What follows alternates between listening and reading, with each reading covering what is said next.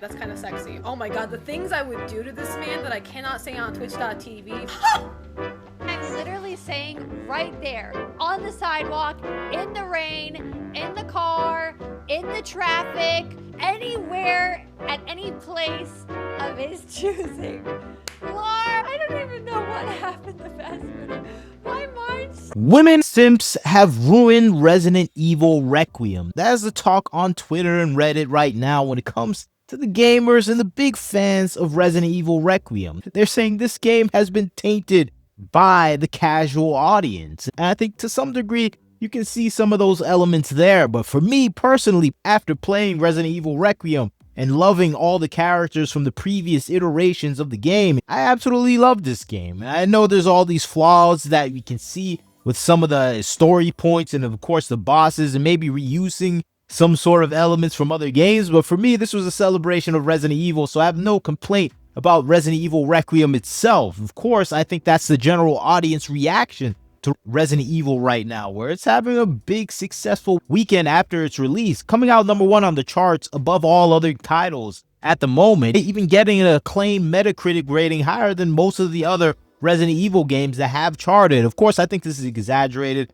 I like Resident Evil 4 way more than this game, and I think you can say that for most of the Resident Evil games that came before it, if you consider the original made master copies of those titles. I know the remakes may have their flaws here or there, but I think they're a good representation of the original property, so I'll put all the previous Resident Evil games above this game, but I think this game is still a true representation of what I love about Resident Evil put out there. Not the story, but just the gameplay. I love playing as Grace, this new character that has dropped into this world that we know as Resident Evil, this nightmare that Leon is used to. And I like that dichotomy of switching between those two characters. And that's why I say this game has everything I want from a current day Resident Evil game. And I think that's what people are excited about. But of course, online, the dialogue is kind of drifting away from the contents of the game itself, because the contents of the game are good enough. They're great for some people. They may not be great for others, but I think at essence, this is a Resident Evil game that we can notch on to the list of Resident Evil games that have come out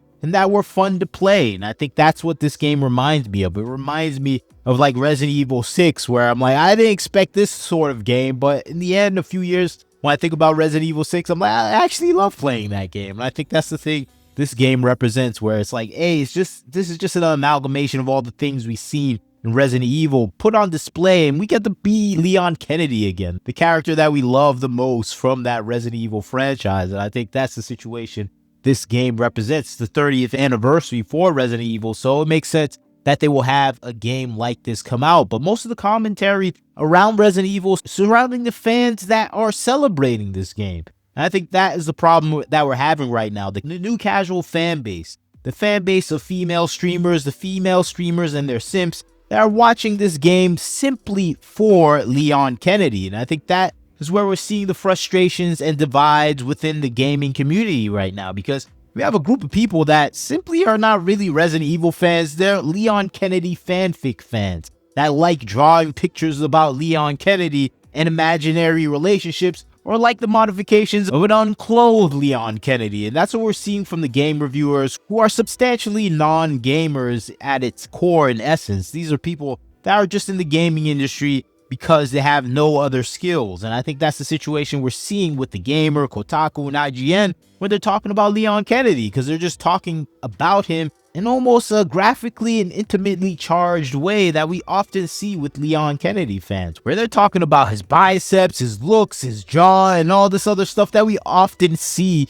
with these male characters that are appealing to the female audience. And I think a lot of gamers wouldn't have a problem with this. They'll go, okay, that's fine. That's okay in gaming, because gaming is about the idealized form for all genders and peoples. And I think that's what gaming and any fantasy role that you see in a video gaming environment is supposed to be exhibiting. But of course, the problem comes when we have discussions about the female characters that are now in Resident Evil, because nowadays, when we say anything about having beautiful female characters, we get the opposite reaction from the gaming audience, from the casual gaming audience, the internet journalists that come out and say, hey, you're not supposed to have these women look like they're trying to appeal to the male gaze. This concept kind of shatters the overall talk and conversation that we have with Leon Kennedy, when that's the only thing a lot of these casual fans and of course internet journalists talk about. Whenever they talk about Resident Evil and Leon Kennedy, they only talk about his biceps. They only talk about the mods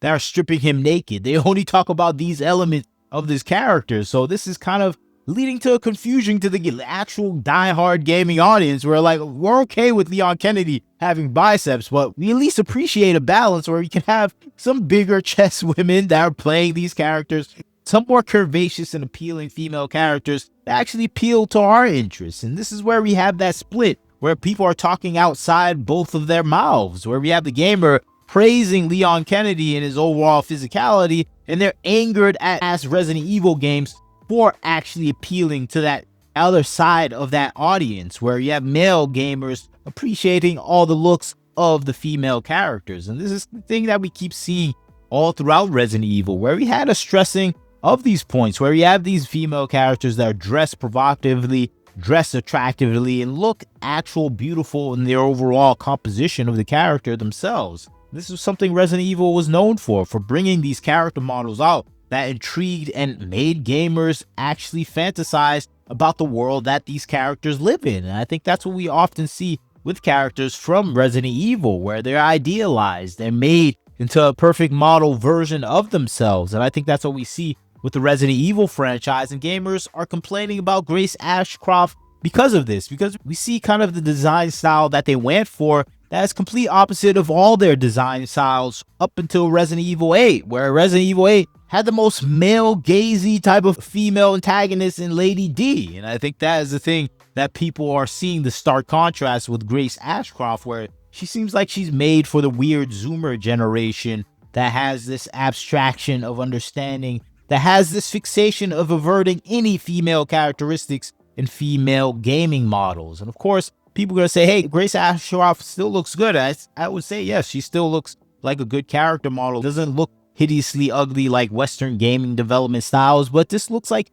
the version of the Western gaming female character done by Japan, where they can't go to the extremes of American developers. American developers can give you that gigantic chiseled jaw, that auntie haircut. They can go full max with taking away any feminine aspects about the characters. And gamers can complain and they don't care and they ignore them. But I think Japan, they can't do that. The gamers in Japan will complain and they will ignore and most certainly destroy the success of your game. And I think Japanese developers, they just can't go that far. And for them, the furthest they can go is for this non-curvaceous kind of 1990s style model look. Because she still looks like a model. She still looks beautiful. She still looks amazing. So this is the furthest they can go without overtly objectifying this character. And I think that is the thing that we're seeing done by these Japanese studios, where they went, we're going to remove the cleavage, we're going to remove the curves, we're going to just make her have like a boyish body frame, but we're still going to keep at least a feminine looking face that will attract the fan base,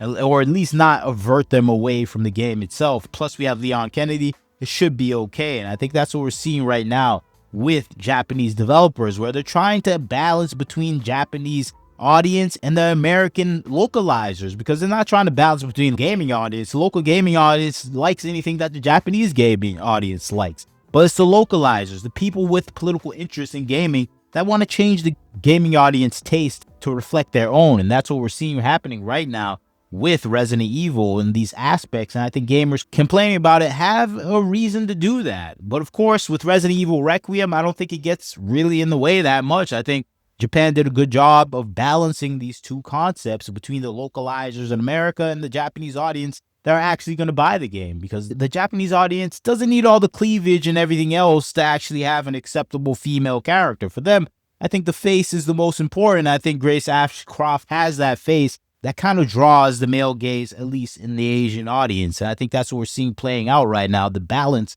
between these two ideals that Japan and Capcom is trying to make a game where they have to listen to two different audiences. And I think this is the reflection that we're seeing right now in the gaming world when it comes to Resident Evil. It's a reflection of the modern day gaming environment, where you can't have those Ada Wong design styles anymore for Americans, because we have these localizer crews that are definitively trying to block these sort of titles from the gaming world. I know what you're thinking. What are you talking about, localizer crews? I'm talking about the people that translate the game. I'm talking about the people that work for these DEI offices within Capcom, outside of Capcom, that work probably with Capcom America. that have these political interests where they don't want gaming to have these certain tropes about women because they're protecting their political interests, and they don't want games to come out with this content, even though that is what the gamers actually want. So they subvert these gaming companies through their organizations, consultancy firms like Sweet Baby Inc. and other organizations, to say, hey, gamers don't want these beautiful characters or anything like this, even though it's against the truth. It doesn't matter. They have the political willpower and capital to convince these organizations. I think that's what we see done with a lot of these titles that are coming to America from Japan, where they're crippled before they even release in America because we have these definitive political interests that are changing the gaming industry on its face. And I think that's the battle we're seeing with Resident Evil right now, where it's being trapped in this world where it has to produce content for a political audience in America, and it still has to make good content. I think Resident Evil Requiem is a representation of them, of really finding that way they can do it in such a way where they can draw some success. But unfortunately, we're still going to have those complaints from other gamers that notice this trend and change. And they're going to say, hey, women in Simps are ruining the gaming industry. I think to some extent they are correct. And I think that's what we see with some of these reactions to Resident Evil Requiem online, where we have these female streamers that are really not the majority of gamers. So it's just like, these are not really the gamers playing these games.